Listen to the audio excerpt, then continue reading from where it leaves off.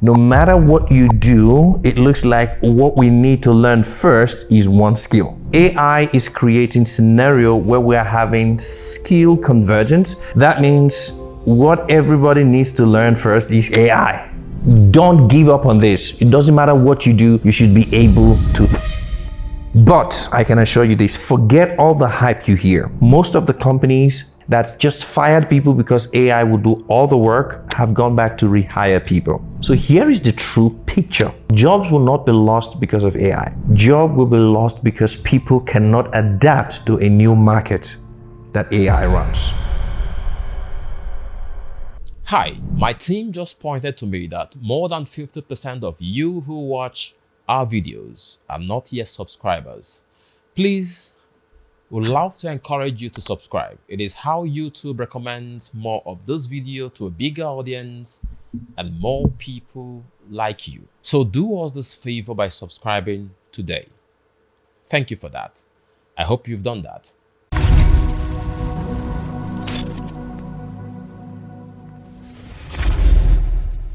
Mr. Michael lives and breathes IT from the streets of Lagos to the rising towers of Johannesburg.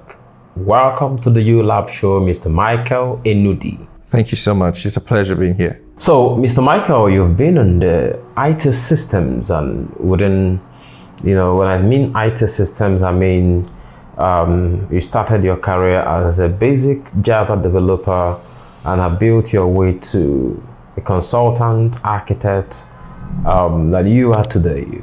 You've left, you are now building rapid solutions for big companies, the eBays, the MTNs, but you didn't start out as an expert. So what are the top 5 skills a beginner can pick up today and consistently work on and grow on to become a very good IT person or to become sound in this generation again, in 2026 and going forward?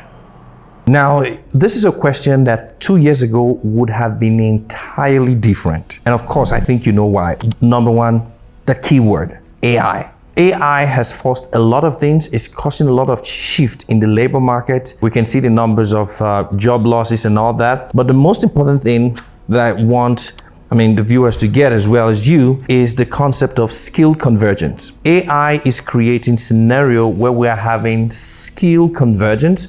That means what everybody needs to learn first is AI. It doesn't matter what you do. So I'm going to start from them. Now, as a guy who's been into this 21 years, the way I work now is not the way I worked 1 year ago, right? My work modalities just changed 7 months ago, and it will never go back. That is the truth. So what is skill convergence? Skill convergence is a word to describe the fact that no matter what you do, it looks like what we need to learn first is one skill. Then from that skill, we now work our way back to what we used to do differently. So the first thing you must know today is AI. Now, understand what AI is.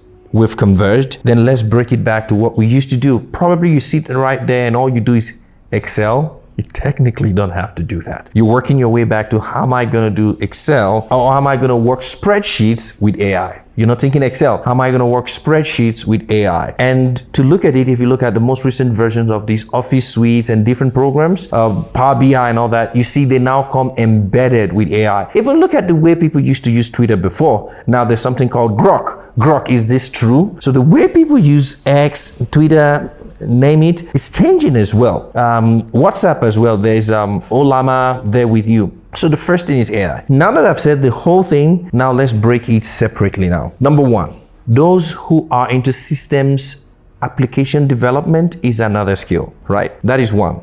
So once we agree with all converged that AI application development is one. Number two, systems development. Now, application development is different from systems development. And I'm going to spend a little time here, please forgive me. Systems is not just thinking about the application. It's thinking about the application, the people that will use it, the information. Now in computer science, we call it information or management, MIS, management information systems. I think that's the word. I'm trying to get it from schoolwork. That means you're not only thinking about the application working, you're thinking about the people that we use the application. You think about how the application will bring value to them. You're thinking about how that value will convert to money, and the whole loop, how that money, right, or resources, revenue will feed back into the application. So I think, and this is my position, kids should start thinking systems first. When you walk into your father's farm, look around.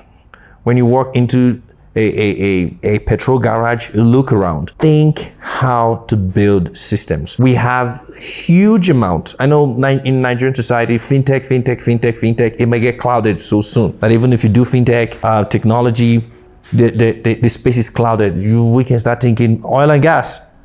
It's very little. As a matter of fact, I'm going to talk Nigeria now. There's a little competition in that space, but most people are coming from abroad. Come on, guys. Within Nigeria, fintech is great. Oil and gas is there. Agriculture is there. Transport and Internet of Things and many things in that resource. So the most important thing here is application. How can you use AI to drive applications, but how can you use AI to drive systems? And that means we have to have what we call system thinking. That's a great one. So 2, let's go to the next one. 2 is, I'm going to borrow from what I talked about before, which is marketing.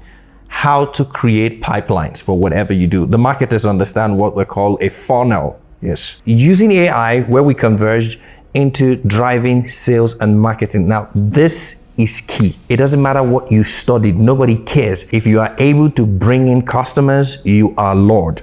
End of story. Employers need you. You need you. Business owners need you if you can bring in the business. So how do you use, because we're talking of tech skills, how do you use existing tools, AI tools, to drive sales? Now, remember, if I knew this 10 years ago, like I told you, life would have been entirely different for me, because I found out I'm not a sales guy, but I understand the primacy of sales and marketing. So when we're talking sales, IT, how can you build funnels? How can you build sales pipeline in a way that, people use them differently, self-executing pipelines, campaign management, analytics behind it. How do you do that? So don't give up on this. It doesn't matter what you do, you should be able to sell anything. And if AI can give you an edge in the market, use it. Use every AI tool, sales tool, marketing tool to understand what the market needs, know exactly what to tell them and what not to tell them. That's one of the biggest tools in my opinion, right? So I'll go to the third one. I don't know if it's the fourth one or the third one. I think it's the fourth one right now. And I mentioned it before, analytics. This is where every African country I know today have failed. Analytics. Thinking in data. It doesn't matter what you do. You might be running a pharmaceutical store. You might be selling plastic. It doesn't matter. The entire African society have failed in this skill, analytics. So while you're in school, no matter what you do, start understanding, right, how to run analytical systems for yourself, for your education. You can use analytics to even check out your class performance if you're a student. Whatever you do, you can monitor your health with applications. So this is a critical one. And if you understand what I've been saying so far, you can understand how analytics ties back to sales, because sales and marketing is just all about analytics. The final one will be just programming, ability to create autonomous systems. So you can have autonomous analytical systems, you can have autonomous pipelines, you can have autonomous everything. So there's a bit of programming in this thing. And anybody who does analytics understands that there's a bit of programming. There's a bit of building machine learning models, building deep learning models, or now we have AI models to do that. But I think that this other, if you ask me again to rearrange them, I will always exalt the marketers and sales.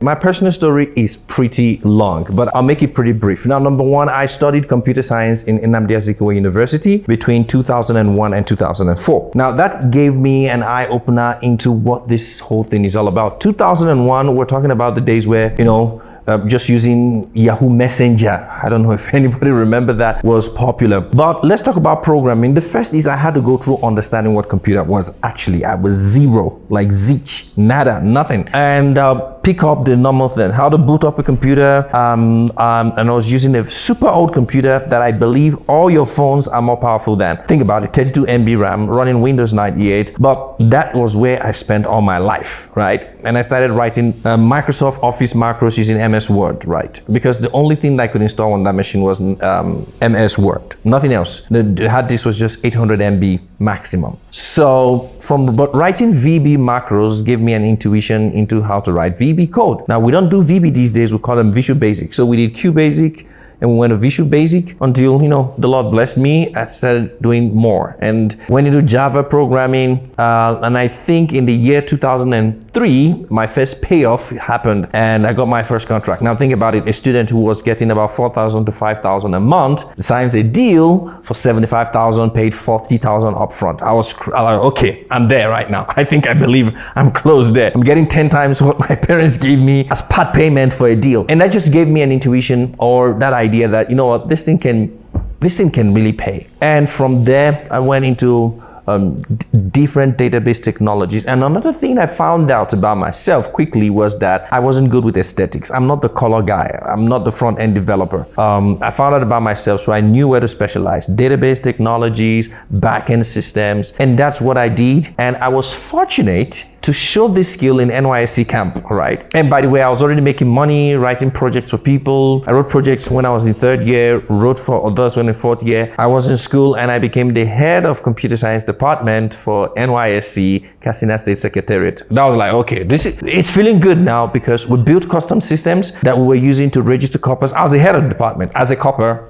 for the government. It was an amazing time. And from there, I was in the north and I just kind of found out I was bored because I wasn't getting as much challenge that I should. And whereas you get the challenge, you move to Lagos, then you see that you actually thought you knew something, you get into the crowd and you figure you didn't know something. So I worked for a company, Neptune Software, building bank applications, once again back end, because that's where I am good. Then went into business intelligence. Now from there I ended up from banking into insurance, and I spent 8 years plus in Leadway Assurance Company, built a lot of systems, did a lot of amazing things that I'm even proud of. The first annuity system in Nigeria, that is more, right? Right here, the first IATA agent systems. And these are systems, and this is why I talk about systems thinking. Systems you build ground up with subject matter experts. So there were many firsts that I did there, until you get bored again, because you keep rising and you're like, okay, I want a new challenge. And that's how I was out of Nigeria, because I wanted to go full big data. But when I got to South Africa, I figured out that there's no difference. South Africa, Nigeria, we're almost on the same. But as a consultant, I started doing stuff outside, mostly in Europe and the United States. So I got stuck with working for firms that really dealt with data in the United States and in Europe. And once again, I scored another first, one of the first. The product is still in sales in the London Stock Exchange group. It's called Advanced Mortgage Analytics, my baby. And what we're doing using a massive amount of data, doing billions and billions of data points from everyday data. Worked also in social research, where we just mine the whole of Twitter. Not the whole of Twitter, we get a tenth of Twitter, we call it Decahost, our Twitter Firehost, and just try to predict what people will think in the next few years and help companies who buy that insight to know what to produce. So if people are going to like minty sweets in the next 2 years, a company should not going to be doing chili sweets or chili candies, as they're called. So it's that kind of work that involves a lot of today's AI stuff, but we're doing it with less AI as we had it back then. So you can see it's been a long journey, and now we've converged in a place where I said there's a skill convergence, and the way I work today is not the way I worked a year ago. This thing is fast-paced, so I've not stopped reading like a student, and I expect it's gonna change in the next 1 year, and we're just gonna be in the front line of change. We don't know what the future would look like now. Like, nobody can see tomorrow, or else they'll all make money out of it. That's the first thing, if you can see tomorrow. But what we know now is AI is changing work. It's changed the way I work, given becoming this 20 years. It's changed the way I work. It's going to change the way you work. Some jobs, roles are going to be redundant. But I can assure you this, forget all the hype you hear. Most of the companies We have a case in Australia, we have a case in Sweden that just fired people because AI would do all the work, have gone back to rehire people. So here is the true picture. It's not, jobs will not be lost because of AI. Job will be lost because people cannot adapt to a new market that AI runs. Because if you see, they fire people because of AI, then they rehire people because of AI. So what is the rehiring for? It's just people that can use AI. But that is just one side of things. There are other things. Like I said, we as a society need to grow into digitizing, and digitizing means we need to build machines that are AI aware. Because currently what we just do is buy machines that are AI when we're not builders. And once we start having builders here, I think there's a whole market for it. I think you don't have to soda it. We can get the hardware from China. You program it, self-programmable machines, and you just do. So work is changing. And there's another thing that we don't talk about a lot, robotics. If you add robotics and today's LLM-based AI, you have a future of work that is going to be so automated that some jobs will just die. But while some jobs die, some new jobs will be created. So just hop on the train.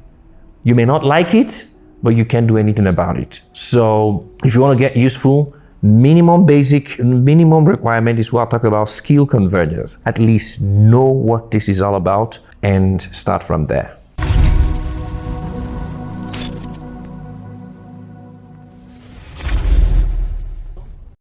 Thank you for staying by and completing this video.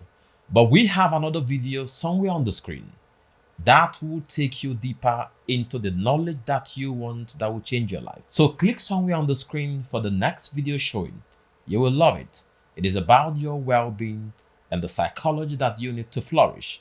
This is ULab, and we are here to make sure that your life gets better. Thank you. So click on it somewhere on the screen, and I'll see you there.